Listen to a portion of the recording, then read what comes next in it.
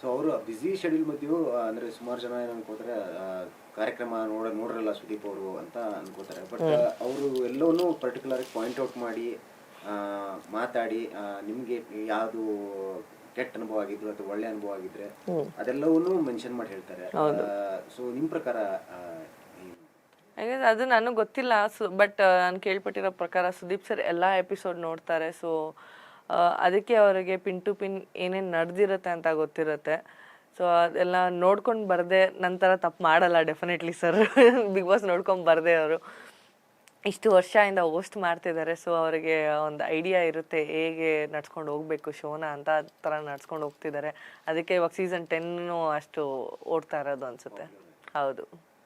So big boss ಇಂದ ಪವಿಯವರು ಕಲಿತ ಪಾಠ, ಬಿಗ್ ಬಾಸ್ ನಿಮಗೆ ಕಲಿಸಿದ ಪಾಠ? ಬಿಗ್ ಬಾಸ್ ಇಂದ ನಾನು ಕಲಿತ ಪಾಠ ಬಂದು ಬೇಗ ಜನರನ್ನ ನಂಬಬಾರ್ದು ಆ್ಯಂಡ್ ಬೇಗ ಜನರನ್ನ ಜಡ್ಜ್ ಮಾಡಬಾರ್ದು. ಯಾರನ್ನ ನೋಡಿ ಆಚೆ ನೋಡ್ಕೊಂಡು ಏನಂತ ಅಂದ್ಕೊಂಡು ಹೋಗಿರ್ತೀವೋ ಅದು ಒಳಗೆ ಅವ್ರು ಆಗಿರಲ್ಲ ಅದು. ಸೊ ಬೇಗ ಜಡ್ಜ್ ಮಾಡಬಾರ್ದು ಅಂತ ಅಂದ್ಕೊಂಡಿದ್ದೀನಿ. ಬಟ್ ಆಚೆ ಇದ್ದಾಗಲೂ ನಾನು ಅದನ್ನೇ ಇದ್ದಿದ್ದು, ಆ ಥರನೇ ಇದ್ದಿದ್ದು. ಬೇಗ ಜಡ್ಜ್ ಮಾಡ್ತಿರ್ಲಿಲ್ಲ ಜನರನ್ನ. ಕಲ್ತಿಲ್ದೇ ಇರೋ ಪಾಠ ಬಂದರೆ ಕಲ್ತಿಲ್ದೇ ಏನೂ ಇಲ್ಲ ಆ ಥರ. ನಾನು ಅಲ್ಲಿ ಹೋಗಿ ಎಲ್ಲ ಕಲ್ತಿದ್ದೀನಿ. ಅಡುಗೆ ಮಾಡೋದೆಲ್ಲ ಮುಂಚೆಯಿಂದನೇ ಬರ್ತಿತ್ತು ನನಗೆ. ಸೊ ಐ ಗೆಸ್ ಅಲ್ಲಿ ಹೋಗಿ ಎಲ್ಲ ಕಲ್ತಿದ್ದೀನಿ ನಾನು. ಆಲ್ಮೋಸ್ಟ್ ಆಚೆ ಕಡೆಯಿಂದನೇ ಎಲ್ಲ ಕಲ್ತ್ಕೊಂಡು ಹೋಗಿರೋದು ಅದು ಅನಿಸುತ್ತೆ ನನಗೆ. ನಾನು